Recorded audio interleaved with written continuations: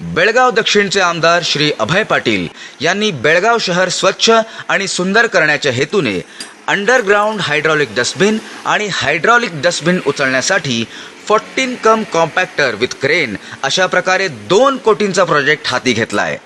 पहिल्या फेजमध्ये प्रत्येक वॉर्डमध्ये एक अंडरग्राउंड डस्टबिन निर्माण करण्यात येणार आहे आणि यापुढे दुसऱ्या फेजमध्ये आणखी एक डस्टबिन प्रत्येक वॉर्डमध्ये निर्माण करण्यात येणार आहे।